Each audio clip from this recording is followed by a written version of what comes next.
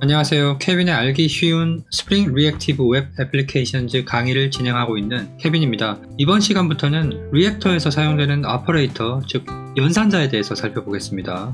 리액티브 프로그래밍은 오퍼레이터로 시작해서 오퍼레이터로 끝난다라고 해도 과언이 아닌데요. 리액터 코어 API 문서를 확인해 보시면 리액터에서 사용할 수 있는 오퍼레이터 수는 수백 개가 된다는 것을 알 수 있습니다. 그 중에서 저희는 실무에서 자주 사용되는 오퍼레이터 위주로 살펴보도록 하겠습니다. 여태껏 강의에서 저희는 해당 섹션의 예제 코드를 이해하기 위해서 just, zip, with, log, from array 등의 오퍼레이터를 이미 사용을 해봤었는데요. 이미 살펴본 오퍼레이터는 대부분 설명을 생략하겠지만 설명이 부족했다라고 생각되는 오퍼레이터가 있다면 추가적으로 설명을 하도록 하겠습니다. 그럼 지금부터 오퍼레이터에 대한 첫 번째 수업을 시작해 보도록 하겠습니다. 리액터에서 제공하는 오퍼레이터에 대해서 본격적으로 살펴보기 전에 먼저 오퍼레이터들을 목적에 맞게 분류를 한번 해 보도록 하겠습니다. 앞에서 잠깐 말씀드렸다시피 리액터에서 제공하는 오퍼레이터의 그 종류는 굉장히 많습니다. 따라서 어떤 오퍼레이터를 어떤 상황에서 사용을 해야 될지 결정하기 힘들 수가 있습니다. 이런 문제 때문에 리액터의 공식 레퍼런스 문서를 보면 오퍼레이터들을 목적에 맞게 분리를 잘 해놓았습니다. 저희도 리액터의 공식 레퍼런스에서 분류한 내용을 일정 부분 참고를 하도록 하겠습니다. 자, 먼저 첫 번째는 creating a new sequence입니다. creating a new sequence는 리액터 시퀀스를 새로 생성하는 데 사용하는 오퍼레이터를 의미를 합니다. 그리고 두 번째는 transforming an existing sequence라고 해서요. 이미 정의되어 있는 시퀀스에서 뭔가 데이터를 다른 타입으로 변환한다거나 아니면 데이터 자체를 가공 처리하는 등의 목적으로 사용되는 오퍼레이터를 분류를 해 놓은 것입니다. 그리고 세 번째는 filtering a sequence인데요. filtering a sequence는 여러분들이 자바의 스트림 API를 사용해 보신 분들은 잘 알고 계시다시피 스트림 API의 필터라는 오퍼레이션과 마찬가지로 리액터 시퀀스 상에서 특정 조건에 맞춰 에밋되는 데이터를 필터링하기 위해서 사용되는 오퍼레이터들을 의미를 합니다. 그리고 네 번째는 picking into a sequence라고 해서요. 리액터 시퀀스 상에서 발생하는 시그널 이벤트, on next, on error, on complete 같은 시그널들이 내부에서 어떻게 동작하는지를 엿볼 수 있는 오퍼레이터를 의미합니다. 이 pick라는 의미가 바로 엿보다라는 의미가 있습니다. 자, 그리고 다음으로 handling error인데요. 말 그대로 리액터 시퀀스 상에서 발생하는 에러를 처리하기 위한 오퍼레이터를 의미를 합니다. 그리고 다음으로 working with time은 리액터에서 시간을 가지고 작업을 할 때 사용되는 오퍼레이터를 의미를 합니다. 그리고 splitting a flux는 말 그대로 emit되는 데이터들을 split, 쪼개어 나누어서 처리할 수 있는 오퍼레이터들을 의미를 합니다. 마지막으로 multicasting a flux to several subscribers라고 해서요. 말 그대로 다수의 서브스크라이버, 구독자죠. 다수의 서브스크라이버들에게 플럭스를 멀티캐스팅 할 수 있는 오퍼레이터들을 살펴보겠습니다. 멀티캐스팅의 의미는 플럭스에서 에밋되는 데이터를 다수의 서브스크라이버에게 한 번에 전달을 한다는 의미입니다. 이 멀티캐스팅에 대해서는 뒤에 가서 다시 그 의미를 살펴보도록 하겠습니다. 자, 목적에 맞는 오퍼레이터들을 살펴봤는데요. 이번 시간에는 여기 creating a new sequence, 새로운 시퀀스를 생성하는 오퍼레이터들을 살펴보도록 하겠습니다. 리액터의 시퀀스를 생성하는 오퍼레이터 중에서 첫 번째로 살펴볼 오퍼레이터는 바로 just or empty라는 오퍼레이터입니다. just 오퍼레이터는 여태껏 강의를 진행하면서 사용을 해봤는데요. 플럭스에도 just 오퍼레이터가 있고 모노에도 just 오퍼레이터가 있습니다. 그런데 just or empty 오퍼레이터는 모노에서만 사용할 수 있는 오퍼레이터입니다. 한마디로 just 오퍼레이터의 확장이라고 보시면 될 것 같고요. 자, 어려운 오퍼레이터는 아니기 때문에 간단하게 살펴보도록 하겠습니다. 만약에 just or empty 오퍼레이터의 파라미터로 값이 입력되지 않는다. 즉, just or empty 오퍼레이터의 파라미터로 null이 입력되면 에러를 발생하는 것이 아니라 시퀀스가 정상적으로 완료가 되도록 on complete 시그널을 전송을 합니다. 그리고 just or empty 오퍼레이터의 파라미터로 한 건의 데이터를 전달하면 정상적으로 on next 시그널을 이용해서 데이터를 emit하고 그리고 시퀀스를 종료를 하게 됩니다. 자, 텍스트로 간단하게 정리를 해봤는데요. emit할 데이터가 null이 아닐 경우에 해당 데이터를 emit을 하는 모노를 생성을 한다라고 말씀을 드렸습니다. 그리고 만약에 emit할 데이터가 null일 경우에는 여기 oncomplete입니다. onComplete 시그널을 emit하고 시퀀스를 종료를 합니다. 자, 그러면 예제 코드를 간단하게 살펴볼 텐데요. 우리가 남은 강의 시간 동안 굉장히 많은 아퍼레이터들을 살펴볼 텐데 아퍼레이터 종류를 여러 개 살펴보고 예제 코드를 살펴보고 이렇게 하면 조금 이해도가 떨어질 것 같아서 하나의 아퍼레이터를 먼저 마블 다이어그램으로 살펴본 다음에 예제 코드를 살펴보고 그리고 다시 강의 자료로 돌아와서 또 다른 아퍼레이터를 마블 다이어그램으로 살펴보고 또 예제 코드를 살펴보고 이렇게 반복을 하도록 하겠습니다. 참고하시기 바랍니다. 자, 그러면 just or empty 아퍼레이터의 예제 코드를 살펴보도록 하겠습니다. just or empty 아퍼레이터의 예제 코드를 살펴보도록 하겠습니다. 먼저 just or empty 아퍼레이터를 살펴보기 전에 우리가 이때까지 살펴봤던 just 아퍼레이터를 간단하게 이용을 해 보도록 하겠습니다. just 아퍼레이터의 파라미터로 null 값을 입력하면 어떻게 될까요? null 포인터 exception이 발생할 겁니다. 예제 코드를 실행해서 직접 눈으로 확인을 한번 해 보도록 하겠습니다. 자, 에러가 발생했는데 한번 보도록 하겠습니다. 쭉 올라가서 보시면 일반적으로 리액터의 아퍼레이터에는 null 값이 허용이 안 됩니다. 따라서 이렇게 null pointer exception이 발생을 하게 됩니다. 그럼 just or empty 아퍼레이터에서는 어떻게 되는지 한번 보겠습니다. 두 번째 예제 코드를 한번 보겠습니다. just or empty 아퍼레이터의 파라미터로 null을 입력했는데요. 이 상태에서 예제 코드를 실행을 해 보도록 하겠습니다. 자, 예제 코드를 보시면 우리가 로그 아퍼레이터를 추가를 했기 때문에 just or empty 아퍼레이터에서 발생하는 시그널을 확인할 수 있는데요. 자, 여기 보십시오. 출력된 로그를 보시면 데이터 소스로 null을 입력했지만 null pointer exception이 발생하지 않았습니다. 그리고 실질적인 emit된 데이터가 없지만 에러 없이 onComplete 시그널이 전송이 되는 것을 볼 수 있습니다. 데이터를 입력하면 당연히 onNext 시그널이 발생해서 데이터가 emit이 되겠죠. 그러면 예제 코드 하나만 더 살펴보도록 하겠습니다. 자, 세 번째 예제 코드인데요. just or empty 아퍼레이터는 그게 두 가지 형태가 있는데 내부에 한번 들어가 보겠습니다. 자, 들어가 보시면 just or empty 아퍼레이터에는 일반적으로 제너릭 형태의 데이터를 입력할 수도 있고 그리고 옵셔널로 한번 감싸서 데이터를 전달을 할 수도 있습니다. 자, 우리는 여기죠. 옵셔널로 데이터를 한번 감싸는데 null 값도 허용할 수 있도록 했고요. 그리고 이 null 값을 옵셔널로 한번 감싸서 emit을 하게 됩니다. 자, 이 예제 코드를 호출해도 두 번째 예제 코드의 결과와 마찬가지로 실질적으로 emit된 데이터가 없기 때문에 onComplete 시그널만 전송을 하고 시퀀스가 완료가 될 것입니다. 두 번째 예제 코드랑 실행 결과가 같기 때문에 세 번째 예제 코드는 별도로 실행을 해보지는 않겠습니다. 자, 그러면 강의 자료로 돌아가서 다음 아퍼레이터를 살펴보도록 하겠습니다. 그럼 이번에는 from iterable이라는 아퍼레이터를 살펴보겠습니다. from iterable에서 iterable은 우리가 알고 있는 자바의 iterable을 상속한 컬렉션을 의미를 합니다. 즉, from iterable의 파라미터로 컬렉션을 전달하고 이 컬렉션 안에 포함된 데이터들을 이렇게 하나씩 차례대로 emit을 하는 것입니다. 자, from iterable은 iterable에 포함된 데이터를 emit하는 플럭스를 생성을 합니다.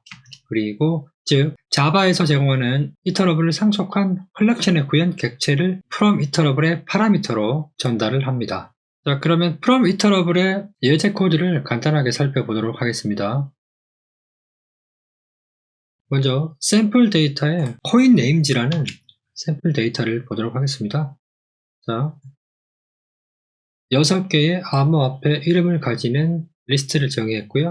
이 리스트를 from iterable의 파라미터로 전달해서 리스트 안에 포함된 데이터들을 출력을 해 보도록 하겠습니다. 자, 보십시오. 여기서 from iterable의 파라미터로 coin names라는 리스트를 전달을 합니다. 그리고 subscribe 메서드에서 로고라는 제가 만들어둔 유틸리티 클래스를 이용해서 emit되는 데이터를 출력을 하고 있습니다.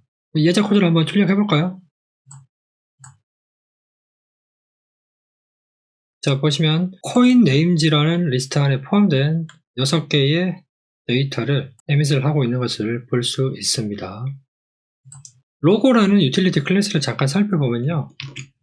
여기 보시면 에밋된 데이터를 출력할 때는 onNext라는 메서드를 사용하면 되고요. 그리고 그 외에 전달받은 에러 객체를 이용해서 로그를 남기고 싶을 때는 onError 메서드를 이용하고 있습니다.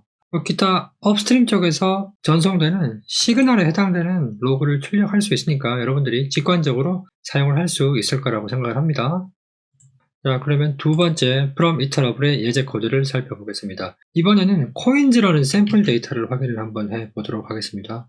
코인즈 역시 암호화폐에 관련된 데이터를 가지고 있는데요. 이번에는 튜플즈라는 자료 구조를 이용해서 각 암호화폐의 가격 데이터까지 포함을 하도록 했습니다. 자, 이 튜플즈라는 자료 구조는 리액터에서 제공하는 클래스이고요. 내부에 잠깐 들어가 보시면 타입이 다른 여러 개의 데이터를 한 번에 전달을 받을 수 있는데요. 여기 보시면 OOF라는 스태틱 팩토리 메서드를 여러 개 정의가 되어 있는데 여기서 쭉 내려가 보면 데이터 타입이 다른 객체를 총 8개까지 전달을 받아서 튜플이라는 자료 구조에 포함을 시킬 수가 있습니다. 참고하시기 바랍니다. 자, 그러면 from iterable의 파라미터로 coins라는 튜플 객체를 원소로 가지는 리스트를 전달을 받습니다. 그리고 에밋되는 각각의 데이터, 여기서의 코인은 코인 이름이 아닙니다. 코인 이름이 아니라 여기 튜플즈라는 자료 구조입니다. 자료 구조. 그래서 여기서는 암호화폐 이름과 가격을 포함을 하고 있는데 get1이라는 메서드를 이용해서 암호화폐 이름을 출력하고요. 그리고 get2 메서드를 이용해서 암호화폐의 현재 가격을 출력을 하고 있습니다. 자, 두 번째 예제 코드도 실행을 한번 해보겠습니다. 자, 코인즈라는 리스트에 포함된 데이터들이 이렇게 쭉 출력이 되는 것을 볼 수가 있습니다. from iterable은 굉장히 간단하게 사용할 수 있는 오퍼레이터이기 때문에 이 정도로 하고 넘어가도록 하겠습니다. 자, 그럼 계속해서 강의 자료로 돌아가서 다음 오퍼레이터를 살펴보도록 하겠습니다. 이번에 살펴볼 오퍼레이터는 from stream이라는 오퍼레이터입니다. 여기서 말하는 스트림은 자바에서 제공하는 스트림 API를 의미를 합니다. 우리가 앞에서 살펴보았던 from iterable이라는 오퍼레이터와 사용법은 유사합니다. 오퍼레이터의 파라미터로 전달되는 데이터가 컬렉션이 아니라 스트림이라는 그 차이점이 있습니다. 그래서 전달받은 스트림이 포함하고 있는 데이터를 차례차례 이렇게 에밋을 한다라고 보시면 될 것 같습니다. 자, 스트림에 포함된 데이터를 에밋을 하는 플럭스를 생성을 하고요. 그리고 자바의 스트림은 데이터를 소비하게 되면 재사용을 할 수가 없습니다. 자바의 스트림의 특징이 그대로 이어지고요. 캔슬이나 에러, 컴플리트 같은 이벤트가 발생하면 스트림이 자동으로 닫힌다고 생각을 해주시면 될 것 같습니다. 자, 그러면 from 스트림을 사용하는 예제 코드를 빠르게 살펴보도록 하겠습니다. from 스트림 오퍼레이터 예제 코드는 두 개를 준비를 했는데요. 너무 간단해서 설명드릴 게 별로 없습니다. 빠르게 살펴보고 넘어가겠습니다. 코인 네임즈라는 여기 데이터를 보시면 역시 암호화폐 이름을 원소로 가지는 리스트입니다. 자바에서 리스트는 스트림으로 변환이 가능하죠. 그래서 스트림으로 변환한 후에 데이터를 다운스트림 쪽으로 에밋하면 서브스크라이버가 전달을 받아서 차례차례 소비를 하게 됩니다. 자, 예제 코드는 별도로 실행을 안 해도 여러분들이 from iterable에서 봤던 예제 코드의 출력 결과와 동일하기 때문에 예제 코드를 별도로 실행해 보지는 않겠습니다. 이번에는 두 번째 예제 코드인데요. 역시 coin names라는 리스트를 스트림으로 변환을 한 후에 에밋을 합니다. 그리고 이번에는 필터 오퍼레이터를 한번 추가를 해서요. 에밋 때는 암호화폐 중에서 이름이 BTC이고 그리고 이름이 ETH인 데이터만 다운스트림 쪽으로 에밋을 하게 됩니다. 그리고 서브스크라이버가 전달받아서 출력을 하게 되겠죠. 출력 결과는 BTC랑 ETH를 출력을 할 것입니다. BTC와 ETH가 출력된 것을 볼 수 있습니다. 그럼 강의 자료로 돌아가서 마지막 오퍼레이터를 살펴보고 이번 강의를 마무리해 보겠습니다. 마지막으로 살펴볼 아퍼레이터는 레인지 아퍼레이터입니다. 레인지 아퍼레이터는요, 마블 다이어그램을 보시면 파라미터로 두 개의 값을 전달을 하는데, 먼저 n은 에밋하고자 하는 숫자 값입니다. 숫자 값. 그리고 m은 n부터 일씩 증가한 값을 몇 개를 에밋할 것인지를 결정하는 값이라고 보시면 되겠습니다. n부터 일씩 증가한 숫자를 m개 에밋하는 플럭스를 생성하는 아퍼레이터입니다. 그리고 이 레인지 아퍼레이터는 우리가 일반적으로 사용하는 포문에서 특정 횟수만큼 어떤 작업을 처리하고자 할 경우에 사용된다라고 보시면 될 것 같습니다. 자, 그러면 레인지 아퍼레이터의 예제 코드를 살펴보도록 하겠습니다. 레인지 아퍼레이터의 예제 코드는 총 3개를 준비를 했는데요. 먼저 첫 번째 아주 간단한 예제 코드를 하나 살펴보겠습니다. 레인지 아퍼레이터의 파라미터로 5와 10을 전달을 했고요. 이렇게 되면 숫자 5부터 일씩 증가하는 값 10개를 에밋을 하게 됩니다. 그러면 서브스크라이버 쪽에서는 5부터 일씩 증가한 숫자 데이터를 10개 전달을 받게 됩니다. 자, 예제 코드를 실행해 보겠습니다. 자, 보시면 5부터 일씩 증가한 총 10개의 숫자를 출력을 하는 것을 볼 수가 있습니다. 자, 두 번째 예제 코드 보겠습니다. 샘플 데이터의 코인 네임지에는 암호화폐 이름이 들어가 있습니다. 우리가 from iterable을 이용해서 암호화폐의 이름을 출력을 해 보았었는데요. 이번에는 레인지 아퍼레이터를 이용해서 역시 마찬가지로 암호화폐 이름을 이렇게 출력을 해 보도록 하겠습니다. 자, 여기서는 리스트에서 리스트에 포함된 원소의 첫 번째 인덱스에 해당하는 0부터 시작을 합니다. 그리고 리스트의 사이즈 메서드를 이용해서 0부터 일씩 증가하는 값을 암호화폐 개수에 해당되는 만큼의 숫자를 다운스트림 쪽으로 에밋을 합니다. 그러면 서브스크라이버 쪽에서 전달받는 것은 리스트에 포함된 원소의 인덱스가 되겠죠. 그리고 이 인덱스를 사용해서 coinNames라는 리스트의 get 메서드를 이용해서 첫 번째 원소부터 차례대로 출력을 하게 됩니다.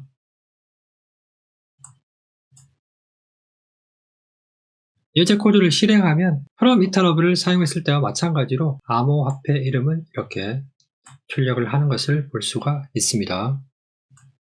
자, 마지막 예제 코드를 살펴보겠습니다. 이번에는 샘플 데이터 중에서 BTC Top Prices per Year라는 샘플 데이터를 이용을 하겠습니다. 이 BTC Top Prices per Year는 2010년도부터 2021년도까지 연도별 BTC의 최고가를 포함하고 있는 튜플들을 이렇게 포함한 리스트 데이터입니다. 자, 이 데이터를 활용해서 레인지 아퍼레이터로 의미 있는 값을 출력을 해 보도록 하겠습니다. 레인지 아퍼레이터의 첫 번째 파라미터로 7을 입력했습니다. 7을 입력했다라는 의미는 BTC Top Prices per Year 리스트의 인덱스로 7부터 사용을 하겠다는 의미이고요. 그리고 일씩 증가한 값을 총 5개를 사용하겠다는 의미입니다. 즉, 이 말은 BTC Top Prices per Year 데이터 중에서 인덱스가 7에 해당되는 데이터, 즉 0, 1, 2, 3, 4, 5, 6, 7, 즉 2017년도부터 2021년도까지의 데이터를 에밋을 하겠다라는 의미와 같습니다. 자, 여기 보시면 최초에 에밋되는 데이터는 7일 겁니다. 그러면은 BTC Top Prices per Year 리스트의 get 메서드를 이용을 해서 인덱스가 7인 데이터를 에밋을 하게 됩니다. 그러면 서브스크라이버 쪽에서 전달받는 데이터는 튜플이겠죠. 튜플에서 첫 번째 getT1을 이용해서 연도를 출력을 할 것이고요. 그리고 getT2 메서드를 이용해서 연도별 최고가를 출력을 하게 될 것입니다. 실행 결과를 확인해 보도록 하겠습니다. 자, 보시면 2017년도부터 2021년도까지의 BTC 최고가를 출력을 하고 있는 것을 볼 수 있습니다. 자, 이번 시간에는 리액터 시퀀스를 생성하는 아주 기본적인 오퍼레이터들을 살펴보았는데요. 다음 시간에는 또 다른 방식으로 리액터 시퀀스를 생성해주는 오퍼레이터들을 살펴보도록 하겠습니다. 자, 이상으로 강의를 마치도록 하겠습니다.